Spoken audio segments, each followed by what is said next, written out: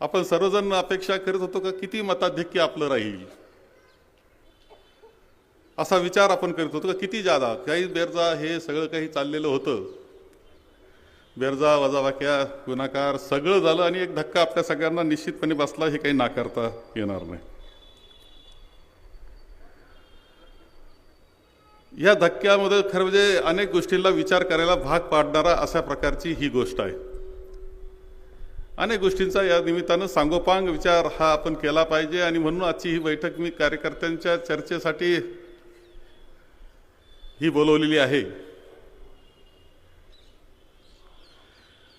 खरं म्हणजे एकंदर आपण विचार करतो की आपल्या तालुक्यातलं राजकारण करीत असताना 1985 साली आपल्या माझ्या राजकारणाची सुरुवात झाली. एका वेगळ्या पर्वाची आपली सुरुवात झाली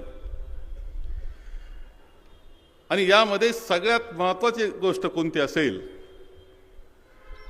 तर संगमनेर तालुक्याचं, संगमनेर शहराचं एक वेगळी राजकीय संस्कृती आपण निर्माण करण्यामध्ये यशस्वी झालो, ज्याच्यामध्ये द्वेषाला थारा नव्हता, ज्याच्यामध्ये राजकारणाच्या जागेवर होतं. राजकारणाव्यतिरिक्त कधी आपण एकदा निवडणुका संपल्यानंतर कोणतंही राजकारण नसायचं. एक अत्यंत शांततेनं बंधुभावानं चाललेलं तालुका शहर असं विकासाच्या दिशेनं गतिमान झालेलं शहर आणि तालुका असंच हे चित्र आपण सगळ्यांनी पाहिलं. आता ह्या सगळ्या याच्यामध्ये जी मला संधी मिळाली, 40 वर्षाची संधी मिळाली मला. मागच्या विधानसभेतला सगळ्यात ज्येष्ठ सदस्य मी होतो. विधानसभेमधला 8 वेळेस निवडून आलेला ज्येष्ठ सदस्य मी होतो. ही संधी तुम्ही दिली हे नाकारता येणार नाही. संधी तुम्ही दिली, या जनतेनं दिली. त्यांनी मला पाठवलं, परत परत पाठवलं, चांगल्या मताधिक्यानं पाठवलं. शेवटच्या याच्यामध्ये तर कधी कधी 2-2, 3-3 दिवसच मी मागचा अध्यक्ष होतो. मी 2 दिवस 3 दिवस फक्त आलो होतो तरी मोठं मताधिक्य दिलं. प्रत्येक वेळेस राज्याचा कारभार पाहण्याचा, राज्याच्या निवडणुका पाहण्याची संधी तुम्ही मला दिली आणि यावेळेस सुद्धा तुम्ही सर्वजण काम करत होता. मी राज्यामध्ये फिरत होतो. मला विश्वास होता आपल्या सर्व मतदारांवर, तुमच्या सगळ्या कार्यकर्त्यांवर, का आपण विजयी होणार, चांगल्या पद्धतीनं विजयी होणार. प्रत्येक मतदाराचा, प्रत्येक कुटुंबाचा काही ना काही कारणानं संपर्क, हे वैशिष्ट्य आपल्या मतदारसंघाचं सातत्यानं राहिलेलं आहे. या सगळ्या याच्यामध्ये नेमकं काय घडलं याचा विचार तर तुम्ही करता, अनेक पद्धतीनं करता. कोण काय कारण शोधतोय, कोण काय कारण सांगतं, वेगळं सांगण्याची आवश्यकता नाही. अनेक कारणं मी ऐकतोय.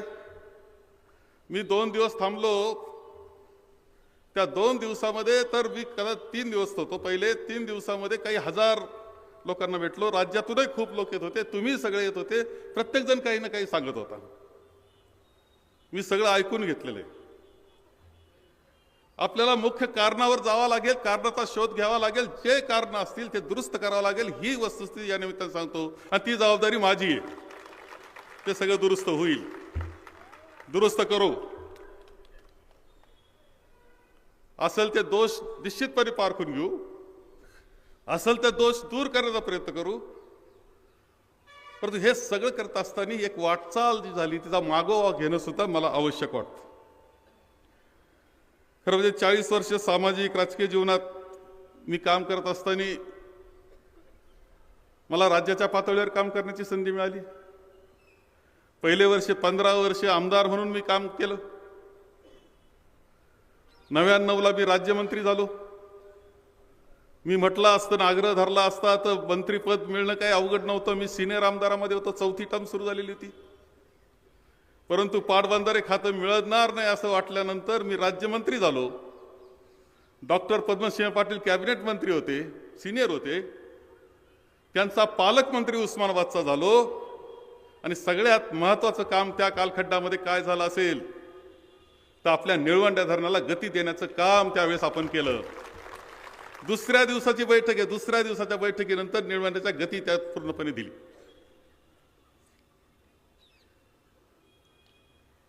ते मंत्रिपद निश्चितपणे कारणी लागलं. तुम्हाला सांगतो, काम अशा पद्धतीनं आपण पुढे नेऊन ठेवलं की नंतर ते थांबवणं सुद्धा शक्य नव्हतं. 92ला काम सुरू झालं होतं.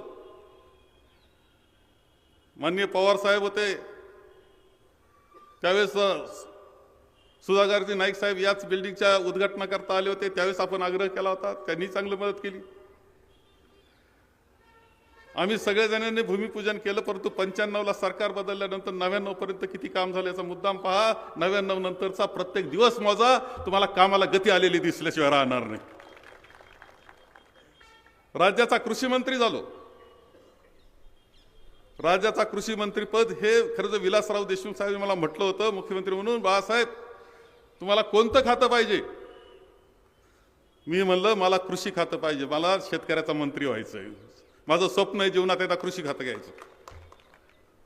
6 वर्ष कृषी खातं सांभाळलं मी. 6 वर्ष पवार साहेब तिथे केंद्रामध्ये कृषी मंत्री, मी खाली. आणि तुम्हाला खरं सांगतो मी की त्या कालखंडामध्ये मी विदर्भामध्ये आत्महत्यांचं प्रमाण होतं. विदर्भात फिरत असायचो, सारखा लोकांमध्ये राहिलो. उत्पादकता कशी वाढवता येईल याच्याकरता प्रयत्न केला. विद्यापीठांना सगळ्यात चांगली गती, सगळ्या कृषी विद्यापीठांना संशोधनाच्या क्षेत्रातली चांगली गती त्यामध्ये दिली. विलासराव देशमुखांचा खूप पाठिंबा माझ्या पाठीशी होता सगळ्या करण्याकरता. चांगली गती दिली. मी तर तुम्हाला असं म्हणेल, कुणी जुना जाणता जर विद्यापीठातला भेटला तर जरूर विचारा का कोणत्या कृषी मंत्र्याचा काळ सगळ्यात चांगला होता, सुवर्ण काळ कोणता, तर ते आपलं नाव घेतल्याशिवाय राहणार नाही. तुम्हाला सांगतो, निश्चितपणे म्हणतील की तो कालखंड होता की त्यावेळेस सगळ्यात चांगलं काम आपलं झालं. शिक्षण मंत्री झालो. कृषी खात्याबरोबर शिक्षण खातं, कृषी खात्याबरोबर जलसंधारण खातं, रोजगार हमी खातं, असं एका वेळेस खूप, आणि नागपूरचा पालकमंत्री असं एका वेळेस मला होतं. शिक्षण मंत्री म्हणून तुम्हाला सांगायचं, आता कदाचित तुमच्या सगळ्यांच्या लक्षात न येईल, पण 10वी-11वीच्या मुलांना सांगता येईल की बेस्ट ऑफ 5 सुप्रीम कोर्टापर्यंत लढवून मी बेस्ट ऑफ 5 आणला. आणि ग्रामीण मुलांना शहरातल्या पोरांच्या लाईनमध्ये नेऊन बसवण्याचं काम ॲडमिशन करता सुद्धा मी केलं. प्रचंड विरोध असताना केलं. सगळ्यात चांगलं जे शिक्षणाचा अधिकार, जो अधिकार शिक्षणाचा आहे, त्या 6 वर्षाच्या बालकाला मिळाला पाहिजे. 6 वर्षाचं बालक, त्याला शिक्षण अधिकार, त्यांना जर म्हटलं की माझ्या शिक्षणाचं काय, तर सरकारला प्रत्येक सोय करावं लागेल. याचे सगळे GR शिक्षण अधिकाराचे जे केंद्रानं केलं तर ते मी काढले. क्रांतिकारक बदल शिक्षणाच्या विभागामध्ये झालेला आपल्याला दिसत. महसूल खातं घेतलं. जलसंधारण खात्यामध्ये तर शेततळे आपल्याला दिसत आहेत. कदाचित मुद्दाम पहा, गुगलवर जाऊन पहा, झूम करून पहा. संगमेर तालुका महाराष्ट्रामध्ये 1 लाख शेततळे एका वर्षामध्ये करण्याचा कार्यक्रम, महत्वाकांक्षी कार्यक्रम मी राबवला. 1 लाख शेततळे एका वर्षामध्ये. आणि तुम्हाला दिसेल की संगमेर तालुक्यात सगळ्यात जास्त शेततळे, वरून झूम करून पहा, तुम्हाला लक्षात येईल की चमकल खाली तालुका शेततळ्यांनी. हे सगळं होतं, हे त्या कालखंडामध्ये आपण करतो. यामध्येच महसूल खातं मिळालं. महसूल खात्याचा उपयोग सुद्धा खूप चांगल्या पद्धतीने आपण केला. आजचा 7/12 तुम्हाला ऑनलाईन मिळतो ना, सहज मिळायला लागला, सोपा. आप्पाच्या दारात जाऊन बसायची पाळी नाही तुम्हाला. हा 7/12 ऑनलाईन आणण्याचं काम, याच्यामध्ये मोठा सहभाग हा माझा आहे. तुम्हाला मी धोरण घेतलं आणि सहभाग आला. तुम्हाला फेरफार मिळतोय, आता जुने कागद मिळत आहेत. सगळे ऑनलाईन करण्याचा आणि तुमचा सगळ्यांचा त्रास वाचवण्याचं काम मी त्या महसूल खातं म्हणून मी केलेलं आहे. त्यापेक्षा एक तुम्हाला सांगतो, मुद्दाम देवळालीला गेलं ना तुम्ही, इथे नाशिकच्या, तिथल्या शेतकऱ्यांना विचारा, तिथल्या आमदारबाईंना विचारा, शेतकऱ्यांना विचारा का त्यांच्या देवस्थानामुळे गुंतलेल्या जमिनी शेतकऱ्यांच्या होत्या, कोणी सोडवल्या? हजारो एकर जमिनी देवस्थानांच्या कचाट्यातून कोणी सोडवल्या? ते सांगतील की शेतकऱ्याला मुक्ती दिली, मी दिली मुक्ती तिथल्या शेतकऱ्यांना, त्याच्याकरता मी बदल करून आणले. नजूल जमिनीचं विचारा. नजूल जमिनीचं कधी नागपूरकडे गेलं तर, नजूल जमीन हा असा जुना प्रश्न तुम्ही देवेंद्रजींना विचारा, काय हरकत नाही, कधी गेला तर मुद्दाम विचार. तो प्रश्न सुद्धा आपण त्यांची मदत घेतली, मी मदत घेतली त्यांची, मी त्यांचा सल्ला घेतला, चर्चा आम्ही केल्या, आणि वर्षानुवर्ष पडलेला तो प्रश्न मी सोडून टाकला. खंडकरी शेतकरी कधीच सुटत नव्हता. 60-70 वर्ष रखडलेला मी बराबर हे सांगतो, कारण विषय बरेच आहेत. खंडकरी शेतकऱ्याचा प्रश्न, हा खंडकरी शेतकऱ्याचा प्रश्न सुद्धा मार्गी लावण्याचं काम पार शिर्डी मतदारसंघातले खंडकरी शेतकऱ्यांचा सुद्धा प्रश्न मार्गी लावायचं मी केलेलं आहे. श्रीरामपूरचं तर केल्याच्या महाराष्ट्रातले 25,000 एकरापेक्षा जास्त क्षेत्र हे त्याच्या शेतकऱ्याला देऊन टाकण्याचं काम मी केलेलं आहे. कधी न सुटणारा प्रश्न ते शेतकऱ्याचा सोडलेला आहे, ही वस्तुस्थिती आहे. खरं हे सगळं करत असताना आपण आणखी एक गोष्ट केली. 17.5 वर्ष मी मंत्रिपदावर होतो. 17.5 वर्ष तुम्हाला सांगतो की इकडे राज्यात काम करत होतो, तसं आपल्याकडे सुद्धा मोठे काम, खूप मोठे बदल आपण करण्यामध्ये यशस्वी झालं, हे वेगळं सांगण्याची आवश्यकता नाही. आणि जे काम मी विधानसभेत करतो, मंत्री म्हणून काम करत होतो, आमदार म्हणून काम करत होतो, शेवटी मला राष्ट्रपती महामहिम राष्ट्रपती द्रौपदी मुर्मूंच्या हस्ते माझा सन्मान विधानसभेत झालेला तुम्ही सगळ्यांनी पाहिला असेल.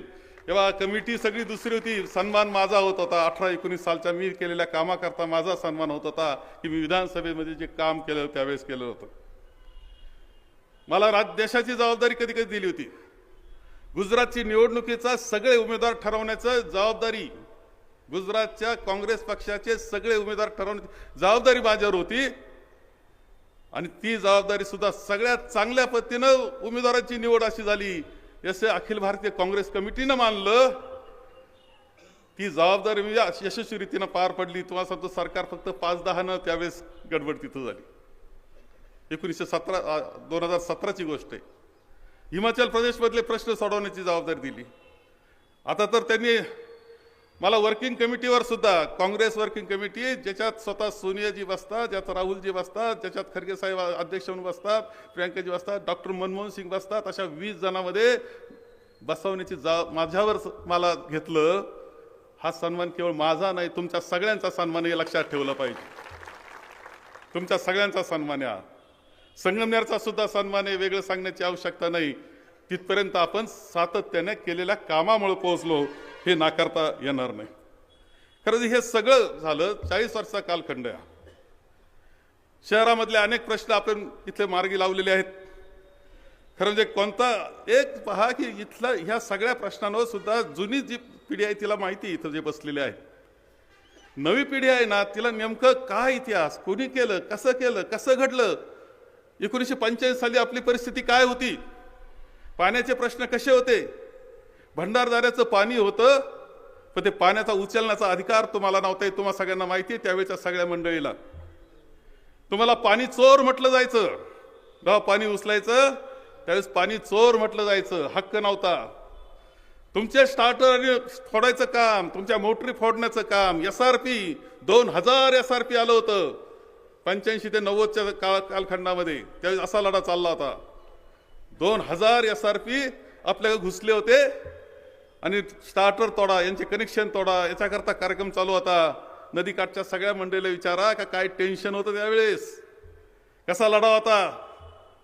तीर्थरूप भाऊसाहेबांच्या दादांच्या नेतृत्वाखाली मी, पिचड साहेब, आम्ही उभे राहिलो, खंबीरपणे उभे राहिलो आम्ही. आणि त्यामध्ये शेवटी हक्काचा लढा जिंकलो आम्ही. त्यावेळेस काय काय इतिहास झाला हे सांगण्याची आवश्यकता नाही, पण मुद्दाम दादांचे दोन्ही आत्मचरित्र मुद्दाम वाचावे, ऑडिओमध्ये सुद्धा टाकलेत आपण. अरे त्यावेळेचा जो लढा होता, टेन्शन असायचं, काय होणार वाटायचं. SRPच्या बंदुका पुढे असायच्या. आमचे सगळे शेतकरी धाडसानं नद्यांमध्ये उभे राहिले होते, टिकोरं घेऊन उभे राहिले होते ते SRP पुढं. हा इतिहास आपला आहे. 30% पाण्याचा हक्क मिळाला म्हणून तुमचे कनेक्शन झाले. 30% पाण्याचं कनेक्शन, आपल्याला 30% पाणी मिळालं, पाण्याचं फेर वाटप झालं. त्यामुळं तुम्ही हक्क झाला तुमचा. काहीच हक्क नव्हता. तुम्ही पाणी चोर म्हटलं जात होतं तुम्हाला. तो हक्क आपण मिळवला आणि त्याच्यातून एक ही जी समृद्धी आज दिसते ना, त्याच्यातलं पाण्याच्या लढ्यातलं पहिलं यश ते होतं, हे नाकारता येणार नाही. पण 85ची लढाई जी होती तिच्यामध्ये तुम्हाला सांगतो की हे सुद्धा महत्त्वाचं होतं की आम्ही पाण्याची फेरवाटप करून घेऊ. माधवराव, तुमचे सगळ्यांचे भाषणं त्यावेळी सगळी तरुण अशी मंडळी होती भाषणं करायला. अपक्ष उभा राहिलो होतो आणि निळवंड पूर्ण करू असं आम्ही म्हणायचं. ते आम्ही मिळवलं. हक्काचं पाणी मिळवलं, कनेक्शन तुमचे झाले, दूरपर्यंत पाईपलाईन गेल्या. आम्हाला आयतं पाणी आपल्याला मिळालेलं नव्हतं. दूरपर्यंत पाईपलाईन नेणं, याचा अर्थ विहीर खोदणं, पाईपलाईन वरपर्यंत नेणं, मोटरी बसवणं, विजेचं बिल भरणं, कर्ज काढणं, जमिनी सपाट करणं, हे सगळं आमच्या शेतकऱ्यांनी केलं. तीर्थरूप दादांच्या, तीर्थरूप भाऊसाहेबांच्या नेतृत्वाखाली ही लढाई आम्ही लढलो. खरं म्हणजे पण निळवंड हे स्वप्न आपलं होतं. आता निळवंड्याचं कोण कोण क्रेडिट घेतं हे वेगळं सांगण्याची मला आवश्यकता नाहीये. निळवंड्याचं क्रेडिट घेण्याकरता आता तर बरेच आहे, कसं आम्ही पाणी तातडीनं सोडलं असं म्हणणाऱ्याचा सहभाग काय, हा प्रश्न आहे तो मला सांगतो. निळवंड्या पुढच्या अडचणी होत्या, भूसंपादनाचे प्रश्न होते, प्रकल्पग्रस्त होते, त्यांचं करायचं काय, त्यांचे आंदोलन होते. अनेक वेळा आंदोलनातून त्या ठिकाणचे तिथले काम बंद पाडलं जात होतं. प्रश्न सोडावा लागायचा, बसावा लागायचा, मार्ग काढावा लागत असायचा. आणि असा कायदा होता की त्यावेळेस लाभ क्षेत्रातल्या जमिनी 8 एकराच्या वरच्या काढून घ्या आणि ते त्यांना द्यावं होतं. आम्ही असं केलं की सरकारी जमिनीवर पुनर्वसन केलं. 8 एकराच्या तुमच्या जमिनी त्या शेतकऱ्याच्या त्याच्याकडेच ठेवल्या आणि ते पूर्णपणे 7/12 सुद्धा तो शेरा काढून टाकला. हे काम आपण केलं. परंतु प्रकल्पग्रस्तांना त्याला चांगल्या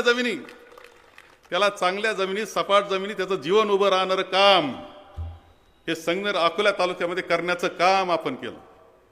आज खराडीला आहे, सांगवीला आहेत, चिखलीला आहे, धांदरफळला आहेत.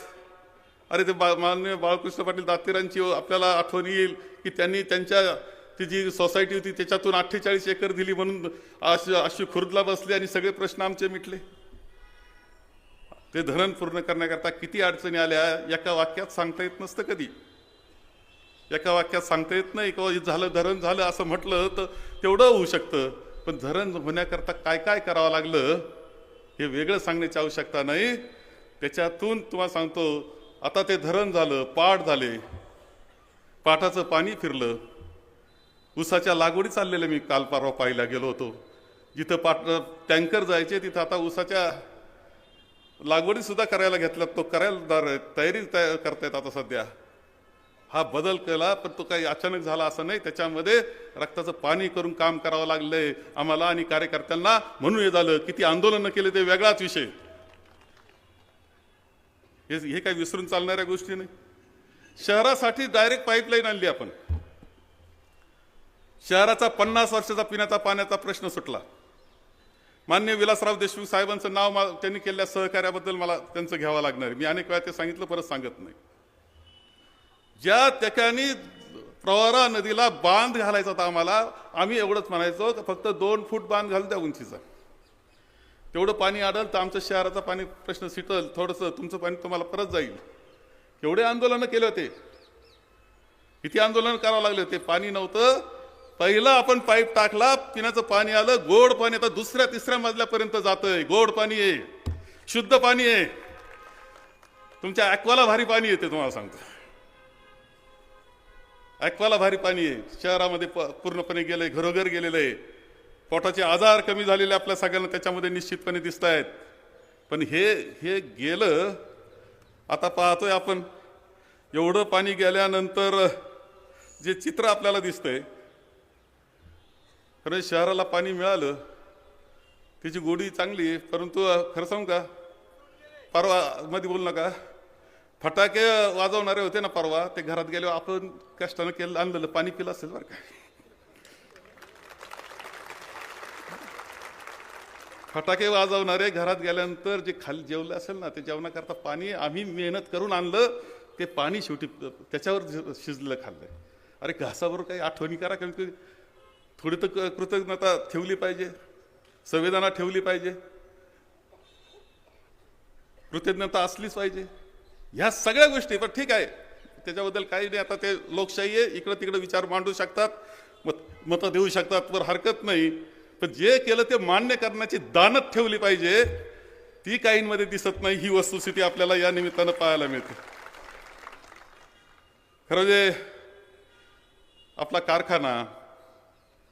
कारखाना आपला जो आहे, माळरानवारचा कारखाना आहे. कुठं पाटपाणी होतं, काय होतं. तो कारखाना उभा राहिला, दवाखाना उभा राहिला, आतापर्यंत चांगल्या पद्धतीनं चालवला. एवढंच नाही, तो चालवित असताना आता 14 लाखापर्यंत गळीत आपण करतोय, वीज पाठवत आहोत. योग्य पद्धतीनं कायम भाव देण्याची पद्धत आपण पार पाडलेली आहे. हे वेगळं सांगण्याची आवश्यकता नाही. जे महाराष्ट्रातले सगळ्यात सुंदर कारखाने, चांगले चालवलेले कारखाने, ॲडमिनिस्ट्रेशन असलेले कारखाने, त्या कारखान्यामध्ये संगमेर कारखान्याचं नाव घेतलं तर म्हणून कालचं पारितोषिक आपल्याला मिळालेलं आपल्या सगळ्यांना दिसतं आहे. वेगळं सांगण्याची काही आवश्यकता नाही त्या बाबतीमध्ये. खरं त्यामध्ये कष्ट किती वेगळं काय सांगायचं. दूध संघ काढला. अरे हे माझं ऑफिस होतं दूध संघाचं, तुम्ही बसली आहे ना खाली शेतकरी बोर्ड आहे. एका खोलीमध्ये आमदाराचं ऑफिस आणि एका खोली दूध संघाचं ऑफिस. 15,000 लिटर दूध होतं त्यावेळेस. आणि त्यानंतर आपण आता 4 लाखापर्यंत जाऊन पोहोचलो घरोघर दुधाचं. आणि तालुक्यामध्ये जे दुधाचं उत्पादन आहे ते 8.5-9 लाख आहे, हे लक्षात घेतलं पाहिजे तुम्ही. निवळ दूध संघाचं नाही, बाकी दुधाचं जर पाहिलं तर एवढं लाखो लिटर दूध निर्माण करण्याचं काम आपण केलेलं आहे. रस्त्याचं जाळं आपण केलेलं आहे, डांबरीकरण आपण केलंय, गावापर्यंत गेलंय, वाड्यापर्यंत गेलंय. कुठंतरी 2 वर्षांनी फुटला म्हणजे तो खड्डा फक्त दाखवायचा, पण केलेलं काम दाखवायचं नाही, अशी परिस्थिती आपल्याला पाहायला मिळते. अरे एक वेळ होता, हा पूल होता फक्त, जामिंग व्हायचं संगमेर शहरामध्ये. आपण तिकडून वाघापूरचा तर नवा रस्ता तयार केला, वाघापूर निंबाळ्याला जोडणारा नवा पूल तयार केला आपण. मध्ये कॉजवे आपण तयार केला, तिकडून पुन्हा धांदरफळला पूल केला, तिकडे जोरव्याला पूल केला, अनेक मार्ग काढले. आणि हा बायपास जो आहे संगमेरचा 2014ला आपण पूर्ण केला. केंद्रातून स्पेशल मंजुरी आपण घेऊन आलो आणि तो बायपास आपण पुरा केला. तुमच्या सगळे कुंडी संपली, सगळं संपलं, वेगळं नाही, कोणाच तरी मेहनत त्याच्या मागे. हा हायवे तातडीनं होतो पूर्ण, पुन्हा नाशिक संगमेर तालुक्यातून. हा आपोआप होत नाही. दर शनिवारी मी बैठक घेत असायचो, अधिकारी असायचे, आपली शेतकरी मंडळी असायची, कॉन्ट्रॅक्टर असायचे. काय अडचणी बोला, प्रश्न सोडून घ्या.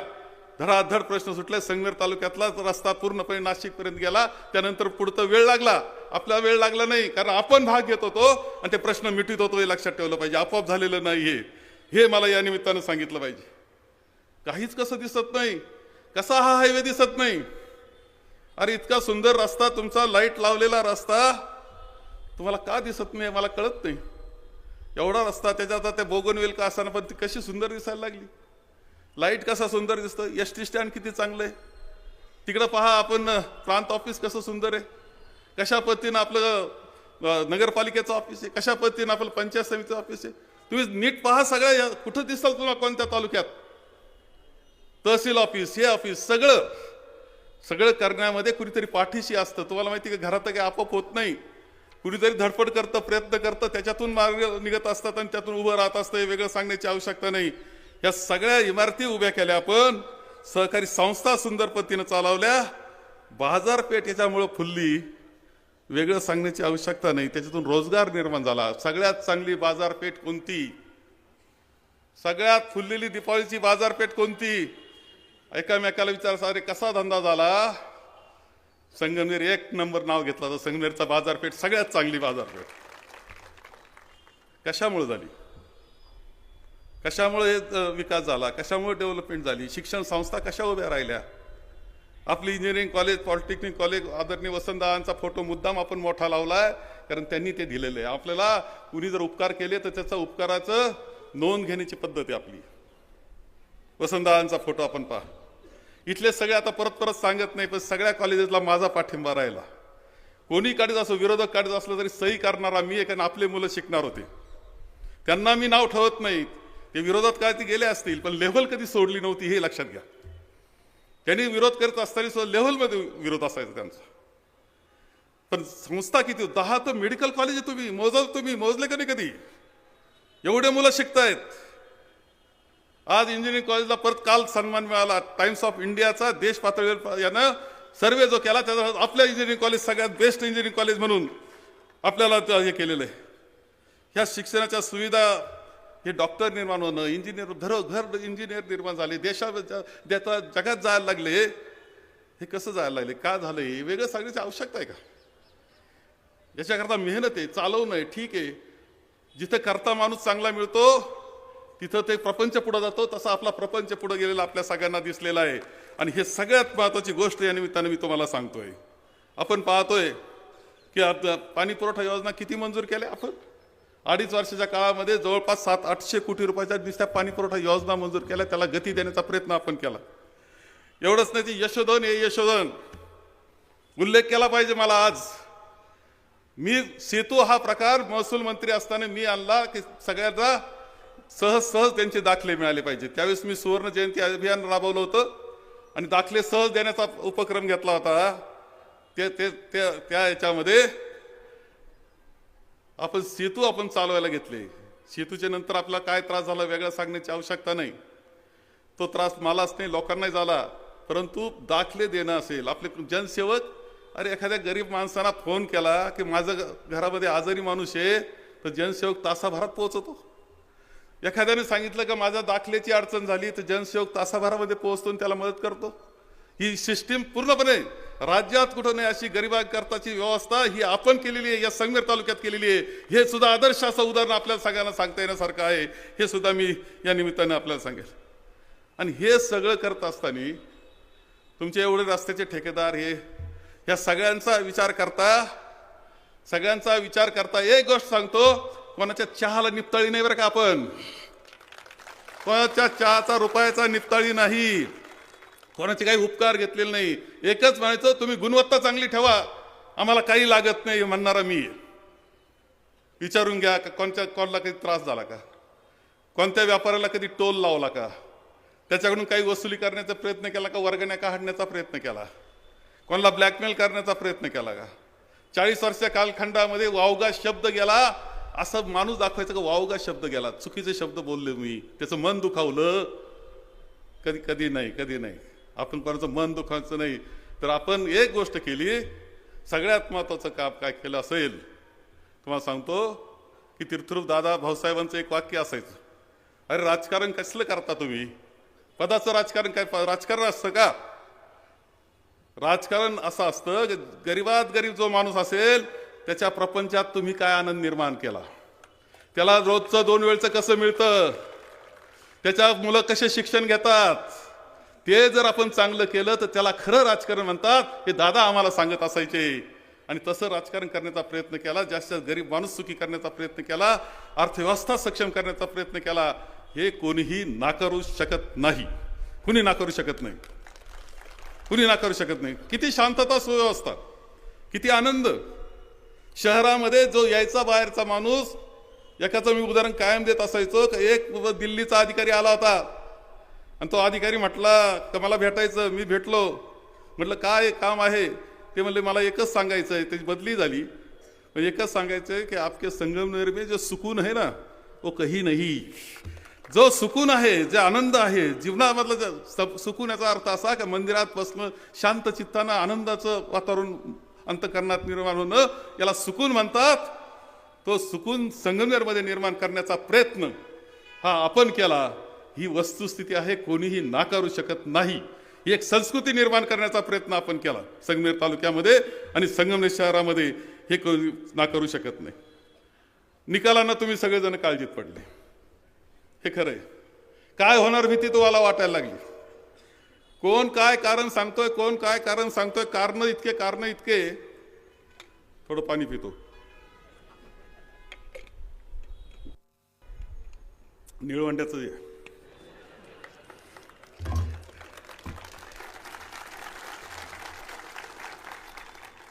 कारण काय सांगायला लागले. ईव्हीएमचा घोटाळा, जेव्हा सगळे म्हणतात घोटाळा आहे, सगळे म्हणतात, महाराष्ट्र म्हणतो, देश म्हणतोय घोटाळा आहे. एवढंच नाही तर परदेशातले काही चॅनल म्हणतात की काय विशेष असं, एवढा निकाल कसा लागू शकतो, एवढं यश कसे मिळू शकतात. सगळी शंकेलाच कारण आहेत.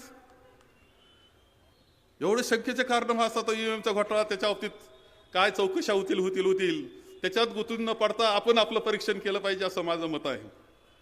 कुणी मला सांगतं की लाडक्या बहिणींनी मतं दिले. लाडक्या बहिणी तिकडं मतं दिले, आपल्याला काय मतं दिले नाही असं कोणी म्हणतं. कुणी म्हणतं का हिंदू मुस्लिम झालं, कुणी म्हणतं पैशाचा वारमाप वापर तिकडून केला गेला.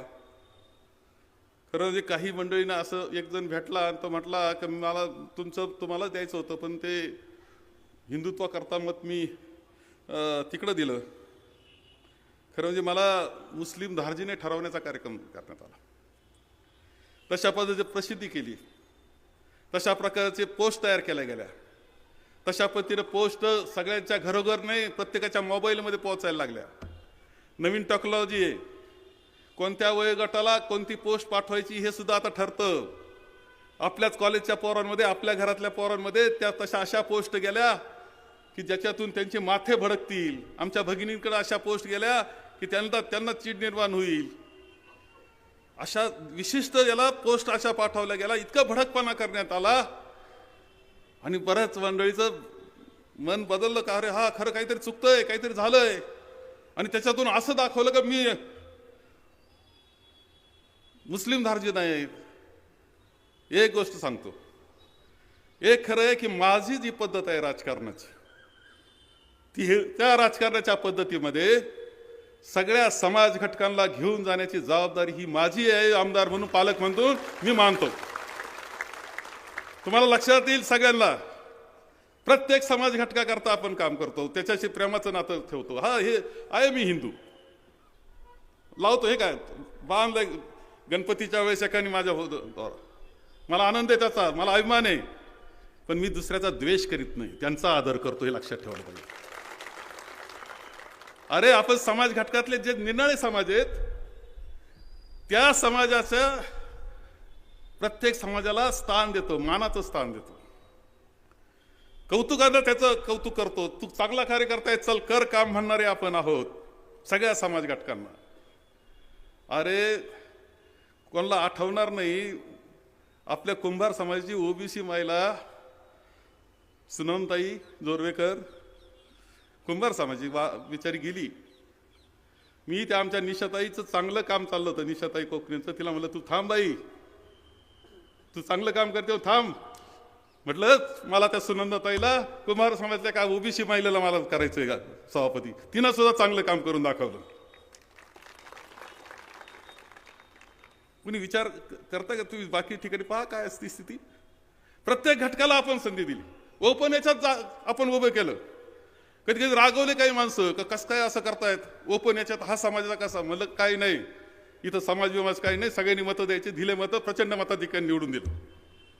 अशी अनेक उदाहरणं दाखवतो मी.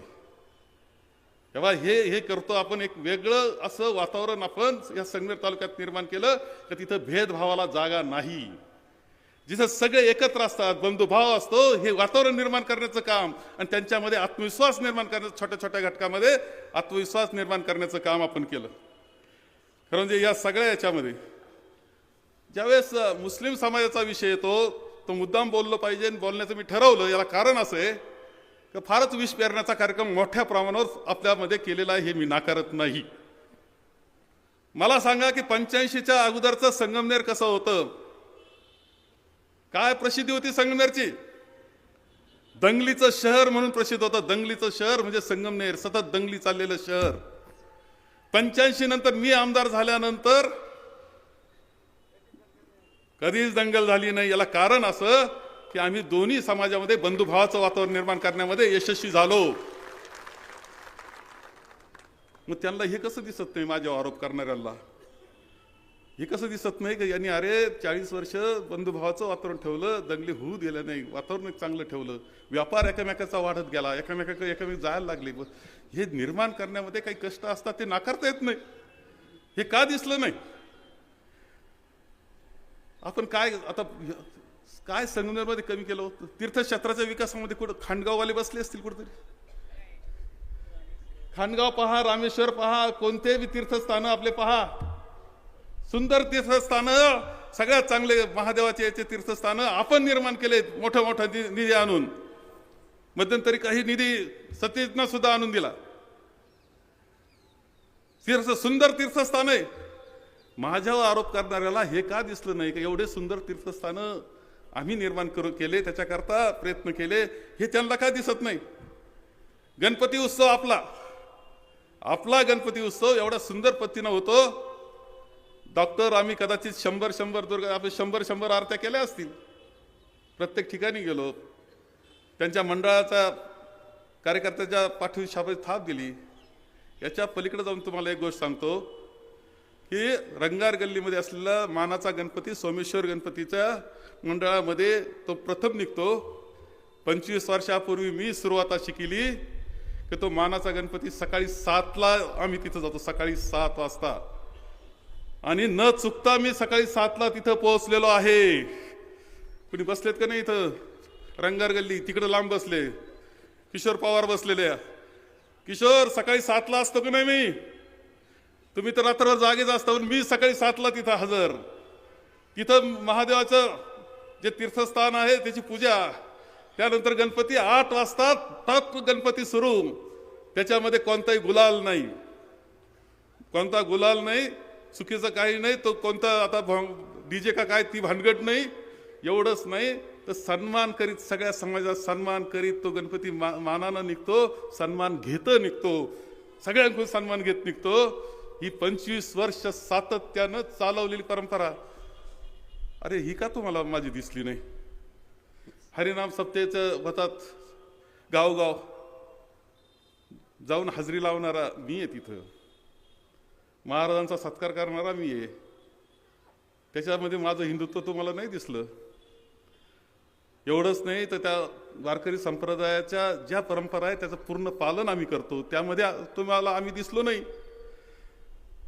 तुम्हाला खरं म्हणजे आपण तळेगावचा हरिनाम सप्ताह एवढा मोठा केला, आपण संत गंगागिरी महाराजांचा, महंत गंगागिरी महाराजांचा उत्कृष्ट सप्ताह केला. जोरव्याला तो सप्ताह केला, खांडगाव तो सप्ताह केला, वडगाव पानला मी सप्ताह केला. वारकरी संप्रदायाचा मी त्याच्यामध्ये होतो, करणारे कार्यकर्ते स्थानिक होते, पण मी असायचो त्यात, पुढाकार माझा असायचा. डिग्रसला केला. अरे हरिनाम सप्ताह करणारा आणि पुढाकार घेणारे आणि तिथल्या कार्यकर्ते सगळे असायचे, त्यांच्याबरोबर मी पायी म्हणजे पायाला भेगा पडायच्या, चालायचो मी त्यांच्यामध्ये, वाढायचं पंक्ती मी पाहायचो. तुम्हाला याच्यात माझं काही दिसलं नाही का?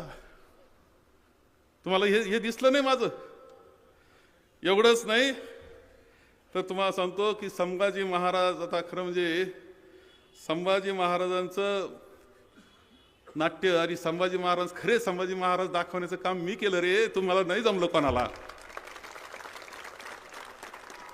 4 दिवस 50-50 हजार लोक होते का नव्हते? संभाजी महाराज कसे होते दाखवण्याचं काम करणारा मीच आहे. आणि माझ्याबद्दल विष पेरायचा कार्यक्रम करता, मनामध्ये विष घालवता. हे तुम्ही करता फक्त राजकारणा करता करता, निवडणुकी करता करताय. आपले डोके ठीक ठेवले पाहिजे की असं विष पेरू दिलं नाही पाहिजे. आपल्या घरातल्या मुलांना सांगितलं पाहिजे, आया बहिणींना सांगितलं पाहिजे हे असं विष पेरलं जातंय. समाजात वाद लावण्याचा प्रयत्न होतोय. अरे आता खरं सांगतो की इथल्या ज्या हिंदू संघटनांना माझी इच्छा एकच की कोणाचा राग नका करू, गडबडी ना करू, दंगली बिंगली झाल्या नाही पाहिजे याची काळजी घ्या. त्यांचा द्वेष कधी केला नाही आपण. अरे आमची जयाताई गणपती विसर्जनाच्या कार्यक्रमामध्ये बजरंग दल आणि ती एकत्र, तुम्हाला नाही दिसलं त्याच्यामध्ये आमचं सगळ्या समाजाला बरोबर घेऊन जाणारं चित्र? तुम्हाला का नाही आठवलं त्यावेळेस? ते सगळे एकत्र असतात त्यावेळेस. काही ठिकाणं अशा असतात की ते सगळ्यांनी एकत्र आलं पाहिजे, एका विचारानं आलं पाहिजे, चाललं पाहिजे, पण सगळ्या समाजाला बरोबर घेत चाललं पाहिजे. हे केलंय आम्ही, कधी द्वेष केला नाही. तुम्हाला तो आणखी एक गोष्ट सहज सांगेल. मध्यंतरी हिंदूचा मोठा मोर्चा झाला, आम्हाला टेन्शन आलं.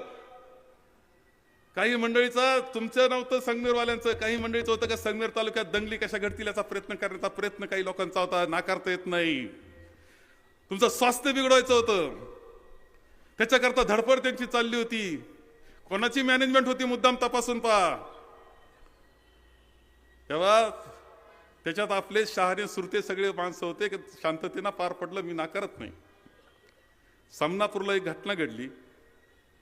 मी त्यावेळेस आपल्या निळवंड्याच्या पाटाचं पाणी पूजन केलं होतं निळवंड्याला, त्यावेळेस मी बोललो. दुर्दैवानं काही त्याच्यामध्ये कोणाला थोडंसं धक्काबुक्की झाली आणि त्याच्यामध्ये जे मुलं होते ना ते दुसऱ्या तालुक्यातले होते. 15 पोरं दुसऱ्या तालुक्यातले सापडले, त्यांना अटक झाली. अटक झाल्यानंतर जामीन द्यायला कोणी येईना. त्यांचं नुकसान होऊ नये शेवटी जामिनाची व्यवस्था आपण केली बरं का. कोणत्या त्या दुसऱ्या तालुक्यातल्या मुलांची की ज्यांनी तिथे गडबड केली होती ती. म्हणजे असं पाहतो आपण चला झालंय शिक्षा झाली चला मिटवा बरं. एक लक्षात घ्या याच्यामध्ये एक सूत्र आहे माझं की जो चुकतो त्या गुन्हेगार जो आहे कुठं असो, गुन्हेगाराला ना जात असते ना फक्त त्याला काही धर्म असतो, गुन्हेगार गुन्हेगार असतो, गुन्हेगाराला शिक्षा झाली पाहिजे. तुम्ही असं दाखवा का एखादा गुन्हेगार आहे, एखादा मुस्लिम समाजाचा गुन्हेगार आहे मी पाठीशी घालतो असं तुम्हाला दिसायचं नाही. कोणताच गुन्हेगाराला पाठीशी घालायचं काही कारण नसतं. मी तिथं पाठीशी घालत नाही, त्याला शिक्षा झाली पाहिजे. चुकलाय ना चल शिक्षा, पण त्याच्याकरता अख्ख्या समाजाला दोषी धरायचं हे योग्य नसतं. हे आम्ही कायम सांगतो, फक्त गुन्हेगाराला तुम्ही एखादा शिक्षा करा. हे तर तत्वज्ञान आहे, हा विचार आहे, याला राजधर्म म्हणतात. गुन्हेगाराला शिक्षा, जो असेल तो सक्का भाऊ असेल तरी शिक्षा, याला राजधर्म म्हणतात. तुम्हाला सांगतो राजधर्म पाळण्याचा प्रयत्न सातत्यानं आपण केला. खरं म्हणजे आता काही हे झाल्यापासून गडबड आहे. आता मंडळी आता इथं शेडगावला आणि रहीमपूरला गट ऑफिस काढले, नोंदी द्या म्हणायला लागले. तिथे प्रवरा कारखान्याचं गट ऑफिस आता रहीमपूरला आणि शेडगावला काढण्यात आलेलं आहे, तिथं नोंदी द्या म्हणायला लागले. एवढं धाडस कसं व्हायला लागलं का आपल्याकडे गट ऑफिस काढायचं? याचा अर्थ असा, एक लक्षात घ्या तुम्ही सगळेजण, माझं वाक्य लक्षात घ्या, तुम्ही सगळे वाक्य लक्षात घ्या, तुमच्या जीवनाशी निगडीत असलेली गोष्ट मी बोलतोय. हे गट ऑफिस काढणं रहीमपूरला आणि शेडगावला याचा अर्थ असा की हा हल्ला तुमच्या सहकारी संस्थेवर सुद्धा सुरू झालेला आहे. ह्या सहकारी संस्था साखर कारखान्यावर हल्ला सुरू झाला, तिथे गट ऑफिस काढणं, ऊसाच्या नोंदी घ्यायच्या म्हणतात, तिथून ऊस न्यायचा म्हणतात, असं काहीतरी सुरू झालेलं आहे. एंट्री तिकडून केलेली आहे, आत्मविश्वास थोडा वाढलेला आहे त्यांचा असं दिसतंय. हे काही नाही, तालुक्यात आपण आता काही अडचण नाही आपल्याला, आता आमदार आपला आहे, आता गट ऑफिस काढा, कारखान्यावर आता चढाई करू, कारखाना संपून टाकू. पण हत्यार मात्र नवीन झालेला आमदार हे विसरू नका. या त्यांचा हत्यार हा आमदार आहे तुमचा नवीन झालेला. लक्षात ठेवा माझं वाक्य, हे तुमच्या जीवनाशी निगडीत आहे, हत्यार म्हणून वापरलं जाणार आहे. संगमेर तालुक्याचा विकास मोडण्याकरता म्हणून हे हत्यार वापरलं जाणार आहे, हे विसरू नका. हे माझं वाक्य लक्षात घ्या. पण काही मंडळी म्हणते तुम्ही तरी कशाला तिकडे गेले, अशी मंडळी भेटती मला, तिकडे कशाला जायचं, काय कारण होतं त्या भागामध्ये जायचं, शिर्डी मतदारसंघात जायचं? आहे कारण. मंत्री झाल्यानंतर पहिली मिरवणूक इथं काढली, मिरवणुकीमध्ये म्हणायचे हमसे जो टकराएगा मिट्टी मिल जाएगा, इथून गेलेली मिरवणूक आहे इथून. त्यानंतर सुरू झाले कार्यकर्त्याचा छळ सुरू झाला, खोट्या केसेस सुरू झाल्या, दंडाच्या रकमा वाढायला लागल्या, निर्णय ठिकाणी दंड केले जायला सुरुवात झाली. एवढंच नाही तर आपण एकंदर अटकपूर्व जामीन 126 पेक्षा जादा अटकपूर्व जामीन आपल्या कार्यकर्त्यांची आपल्याला घ्यावा लागली.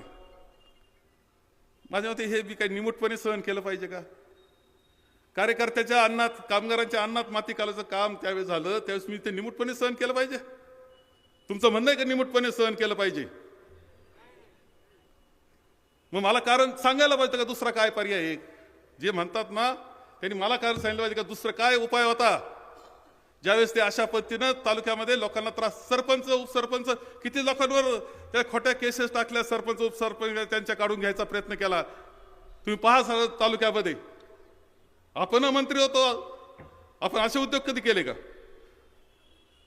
काय नाही त्यात तितका त्रास. अरे या विधानसभेच्या अगोदर, नॉमिनेशनच्या अगोदर, आचारसंहितेच्या अगोदर चिकनीच्या शेतकऱ्यांवर FIR झाला, त्यांच्या जमिनी सरकार जमा करण्याचा निर्णय, त्यांच्या खोट्या लगेच फौजदारी दाखल झाली. मी सहनच केलं पाहिजे का? मी तर काय सहन करणार नाही, मी सहन करू शकत नाही. हा उपाय असता तर माझी अडचण नव्हती. कुणी चर्चा करून काही भाग काढणार असतं तर माझी त्यालाच अडचण नव्हती. मी सगळ्यांना म्हटलं होतं अरे पहा हे चुकीचं चाललंय सगळं तालुक्यात. मग शेवटी गेलो मी तिथं, इथं मार्केट कमिटीला उमेदवार उभे करायला लागले, तिथं गेलो मी. शेवटी कारखाना तिथला गणेश कारखाना, त्यांनी शेवटी गणेश कारखाना त्या लोक म्हणे इकडे या गणेश कारखाना ताब्यात दिला, दुसरं वर्ष बराच इतक्या अडचणी आहेत तरी चाललाय तो चांगला. हे खरंय का नाही जाऊ मी? मला माझ्या मतदारसंघात माझ्या लोकांना त्रास होत असताना मी ते निमूटपणे सहन करावं, मग हे काय माझ्याच्यानं होणार नाही. मी उभा राहणार, खंबीरपणे राहणार, काय व्हायचं होईल ते पद्धतीने राहणार. आणि तुमची साथ तितकीच कडक पाहिजे, एवढं तुम्हाला सांगतो. कडक साथ पाहिजे याला. आम्ही काही करू तुमचं वाईट, तुम्ही मात्र आमच्या काही करायचं नाही, हे कसं काय होईल? आम्ही माणसं आहोत आणि आम्ही काही नाही. तीर्थरूप भाऊसाहेब थोरातांचे वारसदार आपण सर्वजण आहोत, हे लक्षात ठेवलं पाहिजे.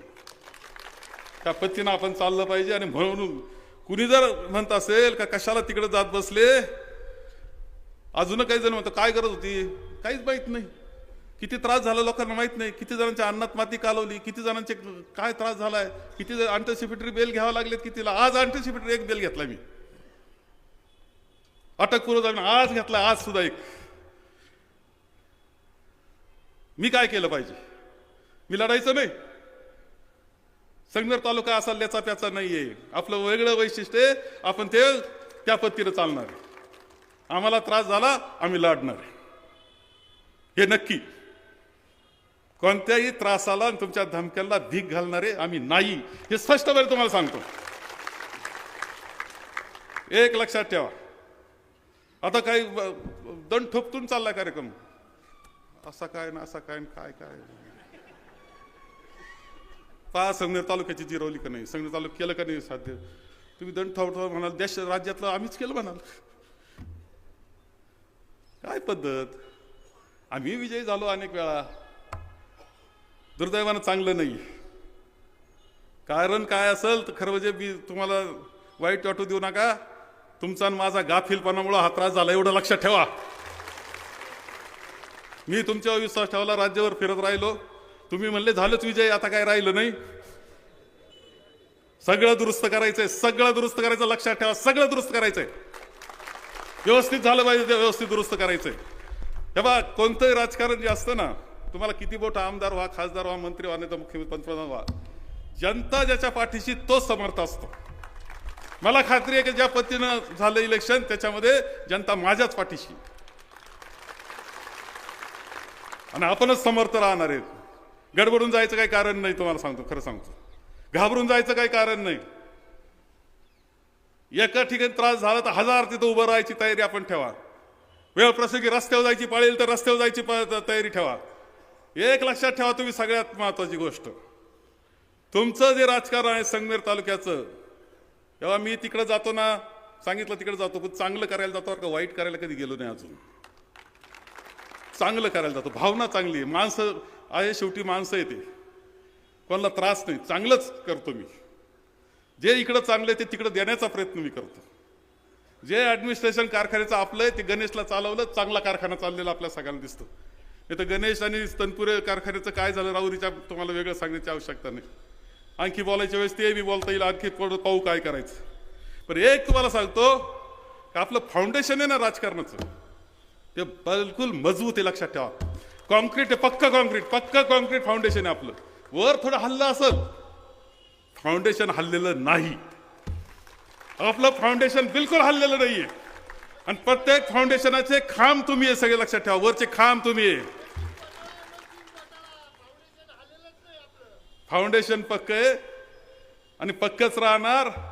आणि सगळंच दुरुस्त करायची जबाबदारी शेवटी असं आहे की ही ताकद तुमची आहे ना, या ताकदीच्या जोरावर सगळे संकट आपण दूर करू, काही अडचण नाही. मी लक्षात वेळ म्हणतो, मी जातो प्रत्येक गावाला येतो तुमच्या. उद्या मी सकाळी मंगळापूरला जाणार आहे 9 वाजता, सगळ्यात चांगलं मतदान केलं म्हणून. मंगळापूरचं मी कौतुक करीत असतो. गाव कधीच काम सांगायला येत नाही, गाव आमचा कधी कार्यक्रम घेत नाही, पण मताच्या वेळेस पक्क राहत. ते जाऊन येणार सकाळी 9 वाजता. डायरेक्टर सगळ्यांना सांगा, हे सकाराम इकडून तुकाराम तिकडून करा कार्यक्रम आमचा. हे सकाराम तुकाराम थांबवा बरं पहिलं. सकाराम तुकारामचे भांडणं पहिले थांबले पाहिजे गावांमधले. सगळ्यांनी एकीनं उभं राहिलं पाहिजे.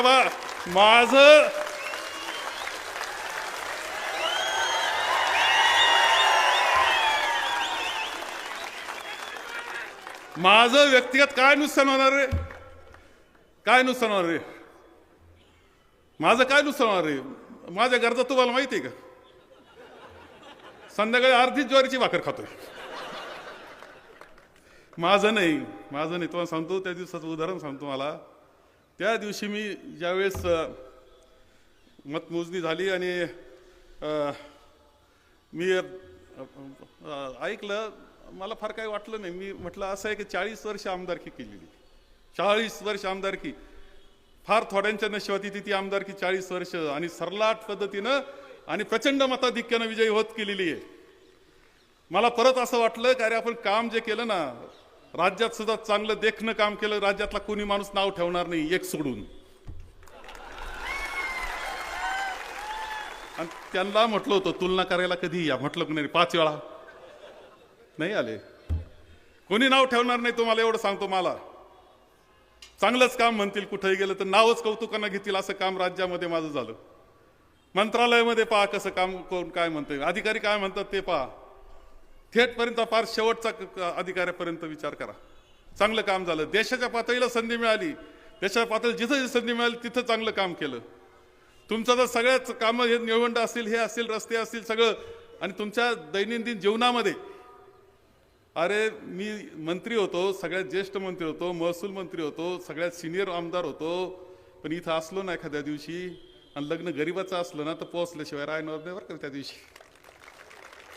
आणि दुःखद ठिकाणी कदाचित महिना 2 महिने झाले असतील, पण तिथं मात्र जाऊनच आलो. कंटाळा केला नाही कोणत्या गोष्टीचा, अजूनही नाही करणार. आता तर काय आहे, सत्यजित आहे ते आपल्या सगळ्यांच्या आशीर्वादानं सत्यजित आमदार आहे आपल्या हाताशी. तो आपल्या त्याच्यावर जबाबदारी द्याल ते काम तो पाहिजे. जयाताई आहे ती तुमच्याबरोबर सुखदुःखात राहील, काही काळजी करू नका. भक्कमपणे फिरत राहील तुमच्यामध्ये सुद्धा. आणि सगळे युवक हे काही नाही संघटित व्हा. त्यांच्या जे झालंय ना ते काढून टाका थोडंसं. तेव्हा त्या दिवशी, आता विषय दुसरी झालाय, त्या दिवशी असं वाटलं की काय ठीक आहे, इतिहास आपली 2 तर चांगलीच घेणार आहे ना. इतिहास म्हणेल का अरे त्यांचा 40 वर्षाचा कालखंड हा सुवर्ण काळ होता या संगमेर तालुक्याकरता, असं म्हटल्याशिवाय राहणार नाही. तुम्हाला सांग, इतिहास म्हणाल, लोक म्हणतील नाही चांगला काळ होता, ते सुद्धा म्हणतील, ज्यांनी म्हणतील ना. शेवटी काय, आता तर आपण पाहतोय की संत ज्ञानेश्वरी सगळेच म्हणतात संत ज्ञानेश्वरी मोठा संत, त्रास दिला असेल ते म्हणू शकतात, आता काय अडचण. एव्हा हेच लक्षात घ्या. म्हणून मी असा मस्त होतो, पण ज्यावेळेस रात्री डोकं टेकवलं ना त्यावेळेस एक गोष्ट लक्षात आली.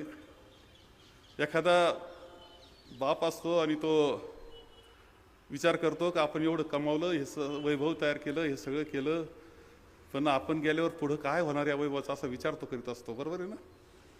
तसा विचार माझ्या मनात येऊन गेला की हे सगळं केलंय आपण, घडी बसवली आहे, सुराज्य तयार केलंय, हे शांतता सुव्यवस्था आहे, आनंदाचं वातावरण आहे, बंधुभावाचं वातावरण आहे, थोडंफार काय असेल वाहन शांत ते संसारात चालतं तसं इथं चाललेलं आहे.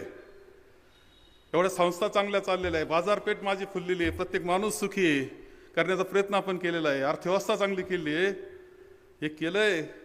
पण हे पुढं कसं जाणार? ज्यांनी मोडायचं ठरवलं त्यांच्या हातात हत्यार आलंय.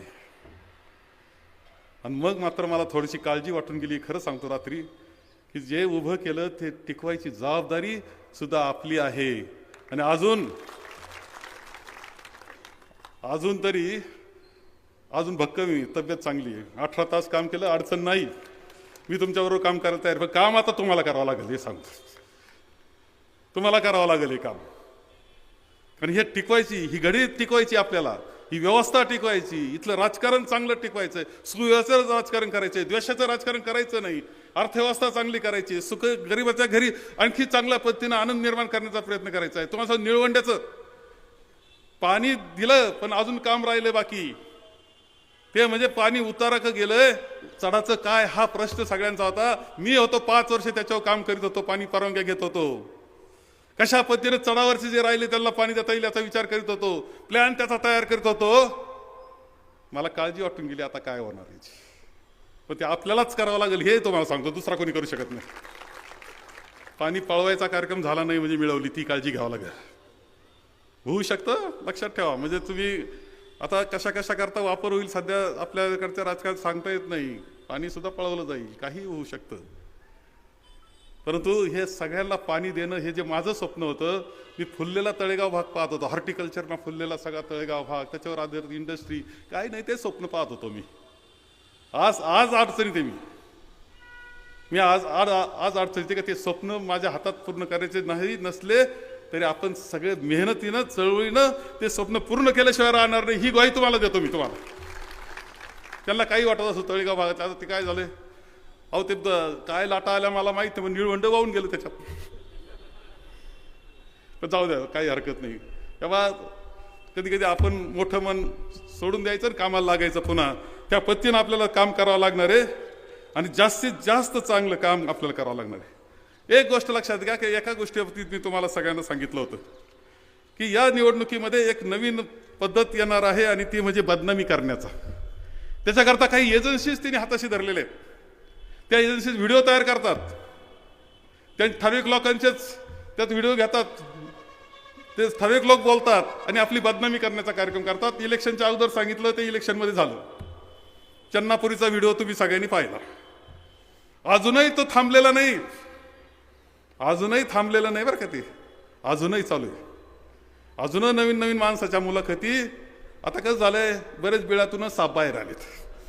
जे बिळात लपलेले होते ते बाहेर आले, असे फुंकरा टाकायला लागले, ते बाहेर आलेत. आणि आता व्हिडिओ देत आहेत, काहीतरी बोलतायत, खोटनाटं बोलतायत. एक तर कोण बाई आणली ते शिवाय देते, तुम्ही ऐकलं असाल ना, शिवाय द्यायचं. आणि हे सगळं घडू नये. कोण आहे ते पाहिलं लक्षात येईल की यांचे विचारच चुकीचे ते लोक इथे. अरे प्रत्येक गोष्टीची काळजी घेत. एकानं व्हिडिओमध्ये म्हटलं की सांस्कृतिक याच्यामध्ये संगमनेरमध्ये काय वाटा नाही त्यांचा. अरे सांस्कृतिक संगमनेर इथे दिवाळी पहाट करणारा दरवर्षी 2 महिने अगोदर मी संतोष खेडलेकरला फोन करतो, 2 महिने अगोदर, संतोष यावेळची दिवाळी पहाट जोरात झाली पाहिजे, शहराला सुंदर गाणे ऐकायला मिळाले पाहिजे. संतोष बसला का नाही मला माहित नाही, इथं सुंदर गाणे ऐकायला मिळाले, सुंदर दिवाळी पहाट होत असते. तुम्ही कधी तिथं दिसले नाही. अनंत फंदी व्याख्यानमालेमध्ये मी असतो पाठीशी, कधी अनंत फंदी व्याख्यानमालात तुम्ही दिसले नाही. अरे आमच्या डॉक्टर कोर्टीकर मॅडम हे सुंदर अशी संध्याकाळ करतात दिवाळीची आमची, तिथं प्रयत्न करीत होतो, घडवीत राहू आम्ही. तुम्ही आमच्या सांस्कृतिक संगमनेरमध्ये तुमचा वाटा नाही म्हणता. तुम्ही कधी होते कुठं, तुमचा काहीच सहभाग नाही, ते म्हणता तुमचा वाटा नाही. असं काहीतरी व्हिडिओ. आता सगळ्याला उत्तर देत काही मी बसत नाही, परंतु असं सहज आठवलं म्हणून तुम्हाला हे सांगितलं. मी तुम्हाला सांगतो की तुम्हाला सगळ्यांना काम करावं लागेल, वाद मिटवावं लागतील, गावच्या पातळीला पहिलं एकत्र यावं लागेल, प्रश्न मार्गी लावावं लागतील. काही ठेवण्याचे कारण नाही. एकामेकाचे द्वेष आहे मनातले अंतकरणातले ते काढून टाका. एक व्हावं लागेल तर भविष्य काळ आहे, तुम्हाला लक्षात ठेवा. एक व्हावं लागेल, वाद मिटून टाकावं लागतील. याचं त्याला त्याचं याला करायचं नाही. आहेत काही डुप्लिकेट आहेत. एक सांगतो की खूप जणांनी खूप काही सांगितलं, खूप आरोप केले, कोणालाच सोडलं नाही. शहानिशा केली जाईल, माझ्यावरच केले काही जणांनी, उघड केले. म्हणलं तो साहेब तुमचं असं चुकलं, म्हणलं मी तपासून घेतो बाबा. कोणालाच सोडलेलं नाही बरं का. सगळ्यांना सगळं तपासू आपण. कुठं दोष असेल दूर करू, चूक दुरुस्त करू. ती जबाबदारी माझी. आता मला काम नाही दुसरं, एवढंच काम करेल का सगळं दुरुस्त करून टाकतो. काही डुप्लिकेट आहेत, काही डुप्लिकेट आहेत, मला माहिती आहे. तिकडं वेणी इकडं वी, तिकडं वेणी इकडं वी. आता काय होईल, दूध का दूध, पाणी का पाणी, एकदा होऊन जाऊ द्या बरं. उगाच कटकट नको. इकडं राहा नाही तर समजूत काढायचा प्रयत्न करा. आपल्याला बरोबर राहायचंय, तालुका पुढे न्यायचंय. आता चुकून चालणार नाही. हे बोला लोकांशी, तुम्ही त्यांना बरोबर घ्या. एवढं करून नसल तर आपल्याला लढाई तर करावंच लागेल. जबरदस्त लढाई करू, काय काळजी करू नका. मी भक्कम. तुम्ही पहिली लक्षात घ्या, भाऊसाहेब थोरातांचा पोरगा आहे मी, स्वातंत्र्य सैनिकाचा मुलगा आहे मी. रक्त ते एवढा हल्ला झाला ज्या भक्कम राहिली, एकाच वाक्यानं भक्कम राहिली. म्हणलं बाई तू आता स्वातंत्र्य सैनिकाची ना ते लक्षात ठेव, गडबडायचं नाही असं म्हणली तर भक्कम होऊन गेली ती. आता मी असं म्हणलं तुम्ही भक्कम व्हायलाच पाहिजे ना. आपल्या सगळ्यांना भक्कम व्हायचंय, भक्कम राहायचंय. आपल्या सगळ्या गोष्टीची काळजी घेऊ. काय जे असेल चुकीचं ते दुरुस्त करू. माझं चुकलं असेल मला सांगा, मी प्रयत्न करील चांगलं, माझं जास्तीत जास्त चांगलं करण्याचा. तुम्ही प्रयत्न करा तुमच्या चुका काय असतील ते दुरुस्त करायच्या, गाव पातळीच्या असतील, व्यक्तिगत असतील, आणि एकत्र पद्धतीनं पुढे जाऊ. पुन्हा एकदा संगमेर तालुका ह्याच वेगानं प्रगतीच्या दिशेनं गेल्याशिवाय राहणार नाही याची खात्री मी तुम्हाला देतो. त्याकरता आपण सगळेजण तयारीला लागूया. एवढंच या निमित्तानं सांगतो आणि माझे 2 शब्द संपवतो.